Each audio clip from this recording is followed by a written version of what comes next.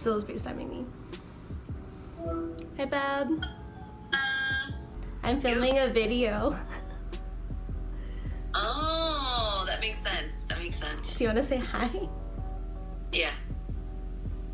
Hi, YouTube.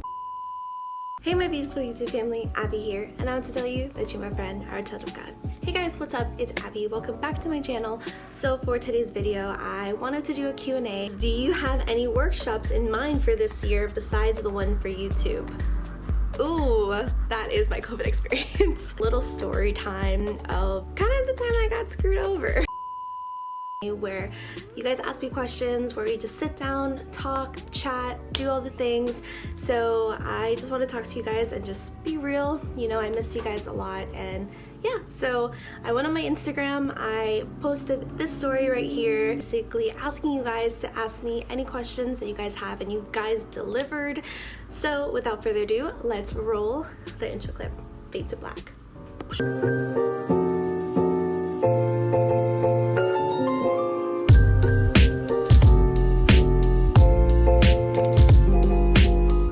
Basically, Precious asked me, she goes, what is your favorite place to shop? As you guys know, I love Amazon. I go to Amazon for practically everything. Family, clothes, you know, I got these earrings from Amazon.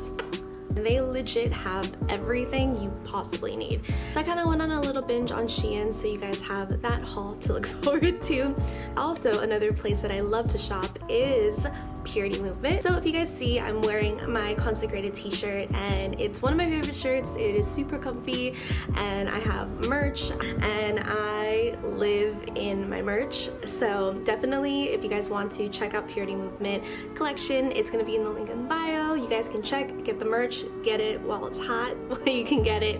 You want to feel set apart, consecrated, and you know, set apart for the Lord, definitely check that out. So that is some of my favorite places to shop, as well as Forever 21, H&M, and I'm actually starting to get into Zara, so shout out to Daniela for that. Hey, my Zumba pals. So Diana and then actually Joss, they basically asked me, so Diana asked, when did you realize you wanted to pursue a photography career business? And Joss asked, when did it start, the love for photography and videography? So you guys are definitely the same spirit, the same thing, you know, about the business questions, which I love. I can talk about business for hours. Did it in high school. I was in TV production, and I wasn't the best, but in college I started a YouTube channel because I wanted to keep my editing. I didn't want to lose that fire, you know, I guess you can say. I think the moment that made me want to start a business was actually in what apostles class, our pastor's class, Tuesdays, maybe like 4 or 5 years ago. So there's young people that need to start businesses and be creative and this and this, and God legit showed me like starting my photography business. So I was like, okay. One day I was praying, and then literally God kind of just slapped me with the name, as one does. He basically told me God equals life, so life, and then films. So creating films, capturing life special moments, because for me, I love capturing candid moments. I love seeing people happy in the moment, weddings, birthdays, you know, all that stuff, and that just makes my heart just, I don't know, it makes me like get that passion again. And did I start it? I started it in 2017, and the reason why, it was honestly God. It was honestly that I just wanted it to be a hobby, and I always noticed myself taking photos in birthdays and parties. I was always the one with the camera. I was always like, no, go together, take pictures. So I would always take pictures of everybody, and then someone, I don't know what happened, but I started here and there, and then people were hiring me, and that is basically how I started for photography. Okay, when did it start, the love for photography and videography? The love, I guess since 2012. I think I just fell in love with it. I just fell in love with the process of editing and basically having your vision, and like having a vision in mind, filming it, and then putting it all together. That for me was just amazing, to be able to be like, wow, I saw this in my head, you know, because as creatives we get so many thoughts and ideas that it's like, let's do this, and you're like, wait. So yeah, that is that. Shout out to Joss, thank you. Do you have any workshops in mind for this year besides the one for YouTube? Ooh, So if you guys don't know, I had a workshop that I did every year. I did my first one 2 years ago and it was amazing in person. Last year I did a 3-day course online and that turned out crazy amazing, and this year I want to do another one but that is still in the works, so we're still in the works. I'm gonna get everything together, but something that I do want to do is a YouTube workshop slash possibly another one for building your social media or building your business for those business people that want to start a business, and talking more about those details. So if you guys would sign up for that, let me know in the comments. It should be online and then maybe one day in person, but it'll probably be minimal people because COVID and stuff. But I would love to do a workshop. We're probably gonna go bigger and better as we do every year. Love teaching, and I love teaching you guys about videography, photography, and dude, I promise you, everyone that has attended my workshop, I see them on social media now and they're thriving. Diana asked, she goes, how was the COVID experience? Like, ... in detail. I kind of explained my COVID experience in another video, but if you guys don't know, I had COVID in January and it was rough. It was rough, like rough to the point I went to the urgent care, rough. And I guess I was moving so much that God was like, Abigail, stay home and rest. This is like forced rest in a way. That the first week I was coughing, I wasn't feeling well, I had like a lot of nausea, I was feeling really bad, and I honestly, I just didn't want to talk to anyone. I kind of went into a cocoon and I don't know if I ever explained this, but I don't know if you guys watch the show You, where there's like the glass wall and then the guy kind of like keeps the girl there.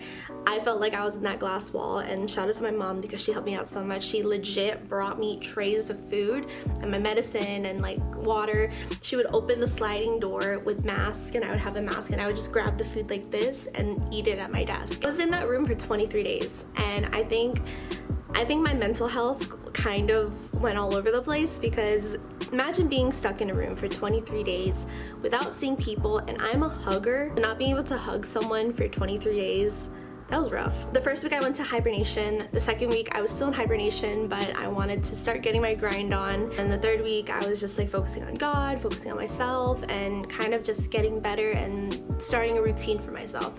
So that's basically how my COVID experience was. Yes, I was nauseous. Yes, I went to the urgent care. I wasn't feeling well. My nose, my throat, I couldn't smell or taste for a little bit, but then I got better after. That was basically it. So I'm now negative, so I am free to be upstairs. And when I came to my bed in this room, I realized how thankful I am to have a bed, and I slept on an air mattress for 23 days. That is my COVID experience.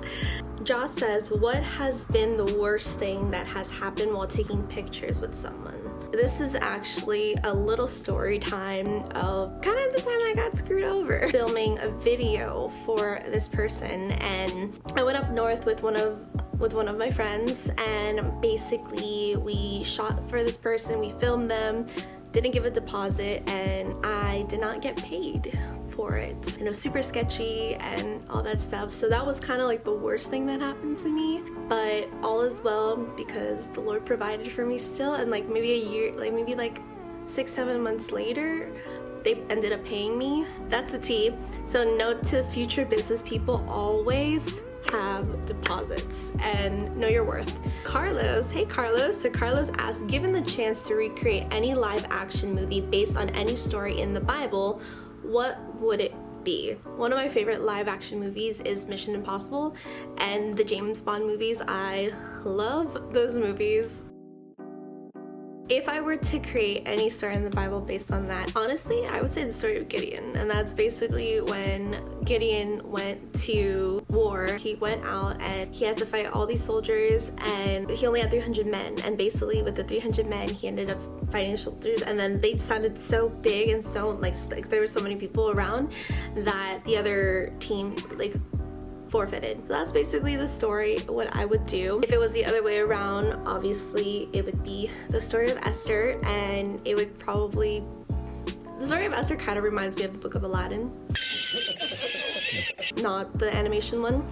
Kathy asks, favorite place you've traveled to and why? My favorite place that I've traveled to has been Mexico, and I think it has been so beautiful. It was so nice. We went with my dad and we went with my family, and we went ziplining, jumped off a bridge like to the water, and it was just so much fun, and it was like good times. That's the first time I ever experienced massages in Mexico. It was just, we were on the beach, it was beautiful, it was relaxing, and we got the same source of adventure and relaxing at the same time. Also asked my dream vacation. So my dream vacation is two different places. So my dream vacation is to go to Greece because I think it's so beautiful, and like I can just picture myself wearing like a white dress and, you know, singing Mamma Mia, you know, in Santorini. That's my first dream vacation. My second dream vacation would be Bora Bora. It's literally in the middle of nowhere, and it's like tiki huts, and I don't know, for me, I'm just like, I love the beach and the water. So Greece, Bora Bora, and Hawaii. So all tropical places because your girl loves the tropics, and I love the beach. I love to be tan because I'm not as tan as I wish I could be. What is the greatest thing about serving God? So I love this question because for me, the greatest thing about serving God is being able to minister to people and to be that light to someone that doesn't know God, whether it's filming a video, whether it's preaching the gospel, evangelizing, whether it's giving a workshop and teaching people, all that stuff, or even just sitting down and having a conversation and praying for someone. Something that Pastor Josue said, he said, you will never feel fulfilled until you're fulfilling someone else. And that for me has been my greatest go-to, and I love serving. You put me anywhere to serve and I will serve God. Something that God told me is that if you don't have your YouTube, if you don't have your title as a mentor, if you don't have your title as a producer, if you don't have your title as a YouTuber or a business person, would you still serve me? Would you still love me? And that really broke my heart, and I was like, yes, God, like I will serve you for the rest of my life, and I will be here for you, because at the end of the day, I know I'm a daughter of God, and I know that what God has given me, like other people need to hear and other people need to be ministered to. So something that my heart has always been is do everything for God or nothing at all. So comment down below what your favorite thing about serving God is. Her last question is leader advice. Knowing that you're human and knowing that you're not a superhuman that can do everything at once, that you have the capability of being strong, you have the capability of doing all these things, helping other people out. But at the end of the day, if you're not feeling the best, do not put yourself in situations where could potentially hurt others, you know? So something that I have a lot of conviction for is that I will not teach, I will not preach what I'm not practicing, number one. And number two, I will not minister to people if I'm not okay. You know, if I'm in sin, I minister what I have. What if I have sin in my life and I minister to you, you're gonna get sin. You know, and I have so much conviction with that I would not do that. It's okay to not be okay. So what that means is that if you're not okay and you're not feeling the best, it's okay to have off days. It's okay to go off someone. And at the end of the day, if people are under you and you're leading them to God, they're gonna see you as a leader no matter what. And I would rather be real and vulnerable and transparent than being this fake Christian that has everything together. Learn, always be a student, and when you're a leader, you are a student, so you learn so much more. So Catherine, so she actually won the giveaway, she goes, what is your favorite worship song right now? So I love worship. For me, worship is amazing, but there is this one song, so it's called Come Like You Promised Spontaneous Worship, and it's on the YouTube Rafael Oliveira. So this is my favorite worship song, and it just goes on like up and up and up, and like you get into the spirit. So like you get it and you're like, I want to worship God. So that is my favorite worship song right now. And of course, you know, I love New Wine, I love Bethel, I love Maverick City, Elevation Worship, all the jazz. If you guys want like a worship with me playlist song, maybe drive with me and I play my favorite worship songs, let me know. I got you. Funniest moment. So I feel like I have a lot of funny moments, but I will actually say the story of the time that I kind of got a bruise and I hurt myself, but I want to explain to you guys what happened. So basically I hurt my knee doing Zumba and my knee just locked, you know, so that's what happened. I'm doing better now. Basically, maybe a few days later, I'm very stubborn, so I love to dance. And I was dancing with one of my friends, Jen, at my friend's party. We were just dancing and then she's like, oh, spin me, spin me. And I spin her. Bro, we both spin at the same time. I tripped over her foot and I fell in front of the whole party. Guys, I legit ate it and I just fell on this side of my body. And when I went to the beach with Priscilla, she's like, do you have a shark bite? Like where's your bathing suit? Like on my, like here. I legit have a bruise like this. And I was like, yeah, well, the funny thing. So the funniest part is that I ate it in front of maybe like 30 people. And everybody came up to me that they go to church and they saw, and I was like, yeah. So yeah, that would be me. Andre, hey, Andre. So Andre says, what inspires you to work out? So I love this question because your girl has been doing Mighty 90 and I've been on a Mighty 90 journey. I can't wait to show you guys all the footage that I've gotten, show you guys my experience, show you guys my journey, my workout journey, show you guys all of that. And what inspires me to work out, honestly, is knowing that it's more mental than it is physical for me, because when I have a rough day at work or if I'm super exhausted from life itself, I will just run downstairs and to work out. And the beautiful thing is that I made a gym at my house, so it's nice that I have a place that I can work out, whether it's 11 p.m. at night or 1 in the morning or 6 a.m. Like, I can honestly work out, and it just feels nice to let out stress, you know, let out the day, and it brings you like these endorphins that you're like, ah. Thing that inspires me are my Zumba friends. So legit, Diana, Carlos, Carla, Jess, like all of them, that they push me to work out all the time. And when I'm not feeling the best, they're like, hey, come to class. If I'm not feeling okay, they're like, are you okay? You know, you can do it. And they push me. It's a great community. So they honestly inspire me to work out, especially D. D definitely inspires me to work out because she pushes me, Coach D. And Iris, of course, above all, she has been an amazing coach and leader. I can't wait to show you guys the My 90 footage and everything. But that's basically what inspires me to work out. And of course, the results will come one day. It's gonna be a hot girl summer. It's gonna be a hot girl summer. So, you know, we're gonna be looking like a snack. Okay, so Priscilla asked 2 questions. Oh gosh. Okay, Pri, shout out to you, bub. So she goes, how do you look so put together all the time? Girl, I don't. I look like a potato most of the time. At work, my coworkers, there was a meme that basically said your coworkers will see you at your worst, and legit, my coworkers see me at my worst. I don't look put together all the time, but you know, thank you. Her last question is, if it was your last day on earth, what would you want to do the most?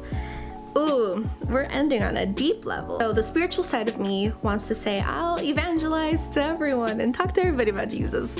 But the natural part of me is saying, I want to go skydiving. Because, you know, if it's my last day on earth, you know, let's kill it with a bang, you know, skydive and call it is, and just go out with a bang, you know, spontaneous, and be able to travel the world. So guys, I hope you guys enjoyed this Q&A. I had so much fun filming it. I hope you guys enjoyed it. And if you guys like this video, give it a big thumbs up, like and subscribe to my channel. Follow me on all social media, will be linked down below. Thank you guys so much for everyone that answered questions. I know I sent them to you guys to send it, but thank you guys for asking those questions and just, you know, helping support me and just being here and, you know, being a family. And yeah, so if you guys want, support me, get my merch, you know, help a girl out, check out Life Films, check out Purity Movement. I love you guys so much, and I'll see you guys in my next video. Bye guys, God bless you.